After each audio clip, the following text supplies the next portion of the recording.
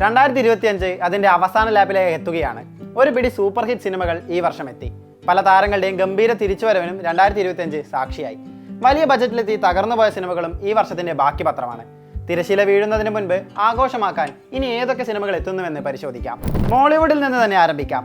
വലിയ ഇടവേളയ്ക്ക് ശേഷം ഒരു സിനിമയുമായി എത്തുകയാണ് മലയാളികളുടെ സ്വന്തം നിവിൻ പോളി. ഡിസംബർ 25-നാണ് നിവിന്റെ സർവമായ റിലീസിനെത്തുന്നത്. തന്റെ സേഫ് സോണിലേക്ക് കോമഡിയിലേക്കുള്ള അയാളുടെ തിരിച്ചുവരവ്. ഹൊറർ കോമഡി ഫാന്റസി ചിത്രമായ സർവമായ അഖിൽ സത്യനാണ് സംവിധാനം ചെയ്യുന്നത്.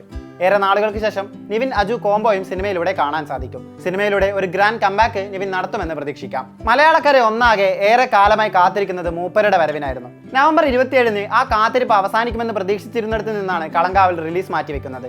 ഇതോടെ മമ്മൂക്കിയെ കാണാൻ ഇനിയും കാത്തിരിക്കണമെന്ന അവസ്ഥയായി. സിനിമ ഈ വർഷം ഇറങ്ങുമോ അതോ അടുത്ത വർഷമാകുമോ എന്നാണ് ഇപ്പോൾ സമൂഹ മാധ്യമങ്ങളിലെ ചോദ്യം. അതേസമയം മോഹൻലാലിന്റെ ബ്രഹ്മാണ്ഡ ചിത്രം വൃഷഭ ഡിസംബർ 25-ന് തിയേറ്ററുകളിലെത്തും. നന്ദകിഷോർ സംവിധാനം ചെയ്യുന്ന സിനിമയുടെ റിലീസ് നേരത്തെ പലതവണ മാറ്റിവെച്ചിരുന്നു. 27 വർഷങ്ങൾക്കിപ്പുറം ഡെന്നീസും രവിയും മാമിയും വീണ്ടും സ്ക്രീനുകളിലെത്തുന്നതും ഈ വർഷമാണ്. ഡിസംബർ 12-നാണ് സമരൻ മദ്ലഹേം റീ റിലീസ് ചെയ്യുന്നത്. തമിഴിൽ നിന്നും പ്രധാനമായും 2 സിനിമകളാണ് ഈ വർഷം ഇനി ഇറങ്ങാനുള്ളത്. പ്രദീപ് രംഗനാഥന്റെ ലവ് ഇൻഷുറൻസ് കമ്പനിയും കാർത്തിയുടെ വാ വാത്തിയാരും. വിഘ്നേഷ് ശിവൻ സംവിധാനം ചെയ്യുന്ന പ്രദീപ് ചിത്രം ഡിസംബർ 18-ന് പുറത്തിറങ്ങുമ്പോൾ കാർത്തി ചിത്രം എത്തുന്നത് ഡിസംബർ 5-നാണ്.